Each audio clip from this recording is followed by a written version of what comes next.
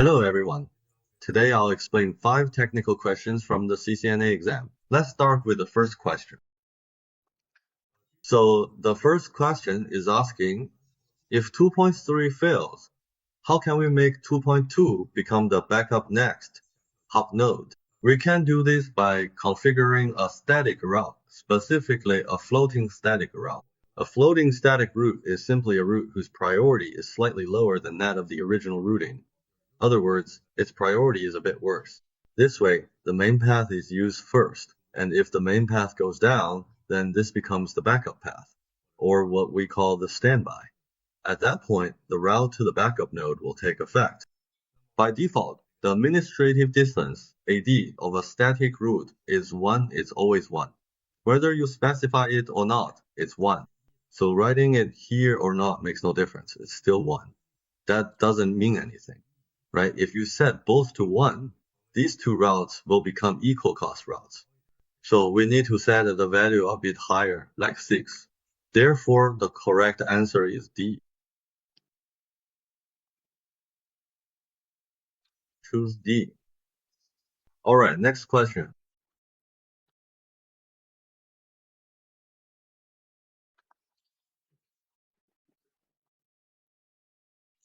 For the second question, it asks, what action we should take to ensure that router A is selected as the backup designated router BDR for OSPF Area 0.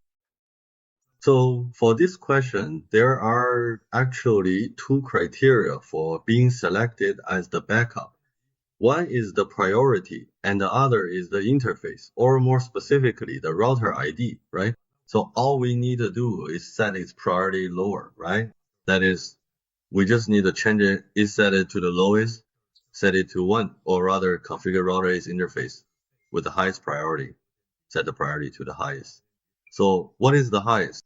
It's actually about selecting the higher value. The higher the priority, the better. So it's not about setting it to 1. Here, the selection is based on the highest value. Whoever has the highest priority will be chosen as the DR.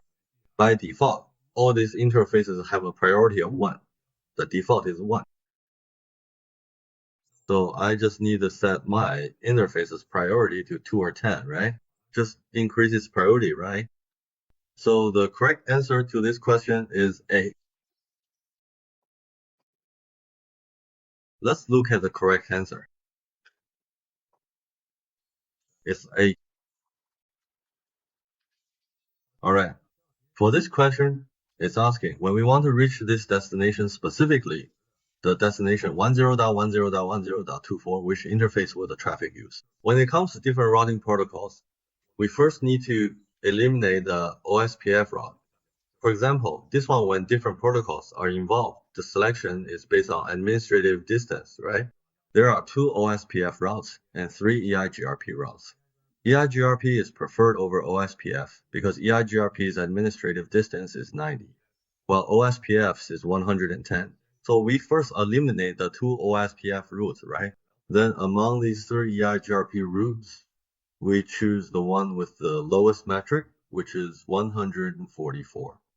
Out of the 2 144s, we pick one of them, right?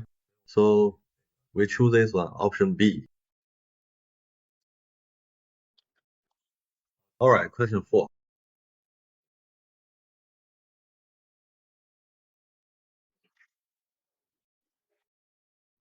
For question 4, it says if routers 21 and 22 are running OSPF between them, then router 22 needs to handle the data sent from site B, which means there's a site B on the right sent from site B to site A.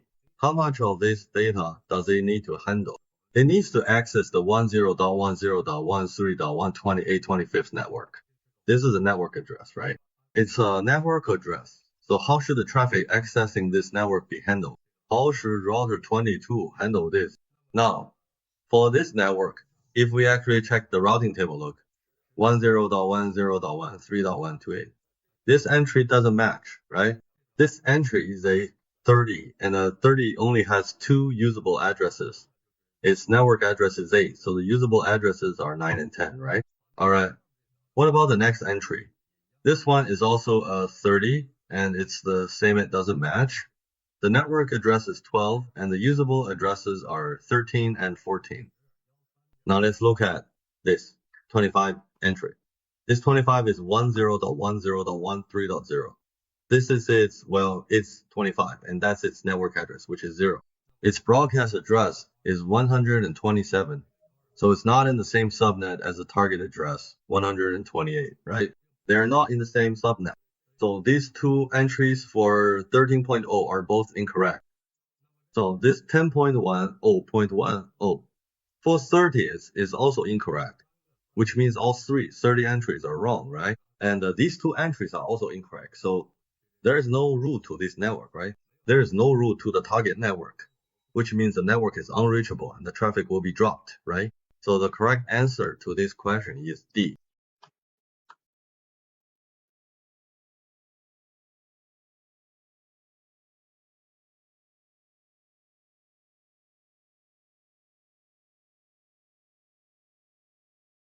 All right, let's look at question 5.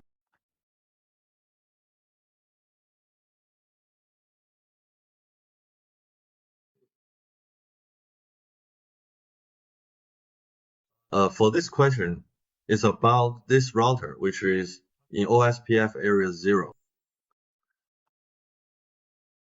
It's in OSPF area 0. And when updating router 21's configuration, this is 21, a router 21. When updating the configuration of 21, it affects others.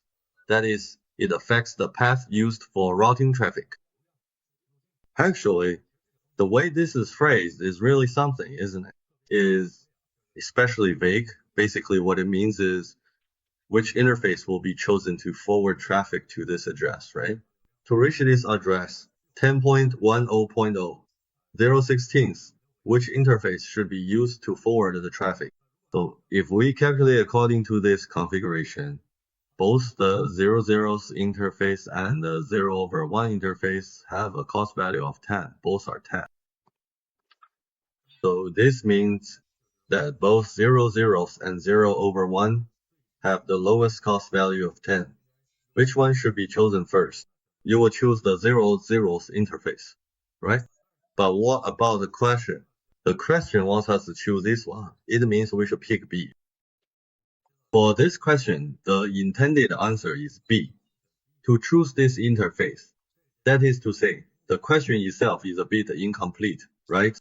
Basically, what the question expects to test is the impact of the bandwidth reference value.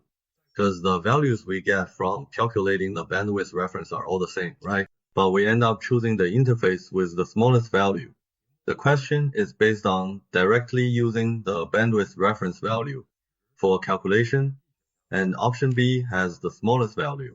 So this question is not very rigorous, just pick B. Alright, submit. To learn Cisco technologies or access the Cisco question bank, send me a private message or leave a comment below for technical discussions.